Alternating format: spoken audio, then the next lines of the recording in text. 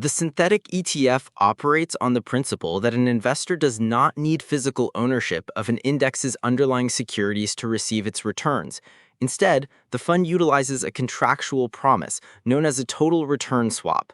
In this architecture, the ETF issuer enters a bilateral derivative contract with a counterparty, typically a major investment bank, which agrees to pay the ETF the total return of the index, including price appreciation and dividends, in exchange for a fee. The investor's cash is not used to purchase index constituents like the S&P 500. Instead, it is deployed into a substitute basket or collateral basket. This basket may hold entirely unrelated assets, such as government bonds or foreign blue-chip stocks, which serve as collateral rather than performance drivers. This decoupling of the fund's physical holdings from its performance creates a financial pass-through where the counterparty acts as the engine generating the index return. This structural design is engineered to solve three specific systemic inefficiencies found in physical replication. First, it addresses tracking error. Because a physical fund may not cost-effectively hold every security in a broad index, it often optimizes a subset, leading to slippage. A swap contract contractually guarantees the exact index return, shifting the responsibility for precision to the counterparty. Second, it mitigates market access friction. Physical trading in restrictive or illiquid markets, such as Chinese A-shares, is expensive and operationally complex. A swap allows the fund to receive a clean return figure while the counterparty manages the underlying local market friction. Third, it eliminates dividend withholding tax leakage. This is a primary driver for institutional capital, as synthetic wrappers can bypass the significant tax haircuts that physical funds incur when collecting international dividends, directly improving the net return for the end investor.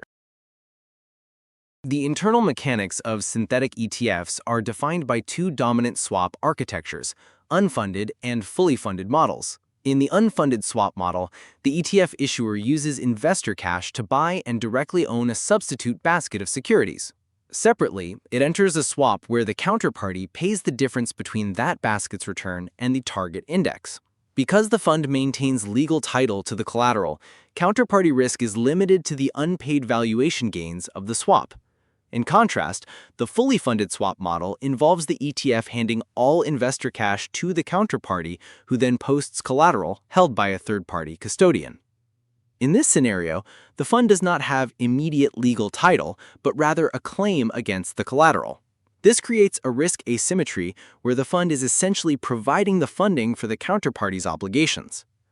Under UCITS and EMIR regulations, counterparty exposure is capped at 10% of assets, with daily mark-to-market resets ensuring that any valuation gap is settled promptly. The primary metric for evaluating these funds is the tracking difference, the realized gap between the ETF's return and the index after all frictions are netted out. Synthetic replication frequently outperforms physical counterparts on this metric.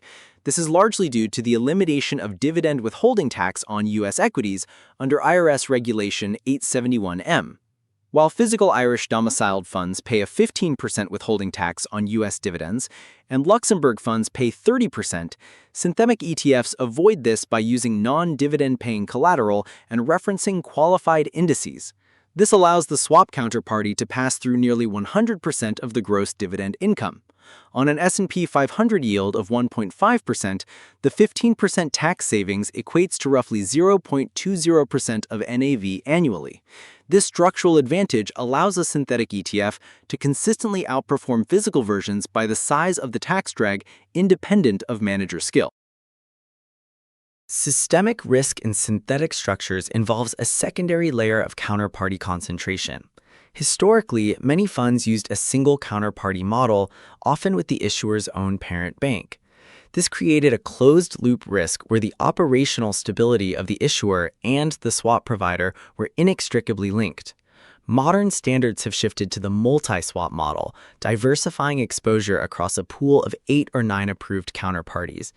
This converts a single point of failure into a distributed risk profile. However, investors must understand that synthetic structures do not eliminate risk. They transform tracking error risk into counterparty risk. The safety of the mechanism depends on the daily reset firing on schedule and the collateral remaining liquid and accurately valued during periods of high market stress. If the counterparty faces credit pressure, the daily reset serves as the safety valve to crystallize gains and reduce exposure. Strategically, synthetic ETFs should be viewed as a tactical structural tilt rather than a default core holding.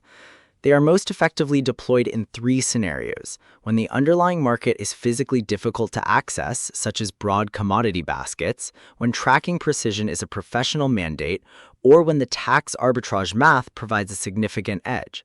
For long-term professionals, asset location is a critical consideration.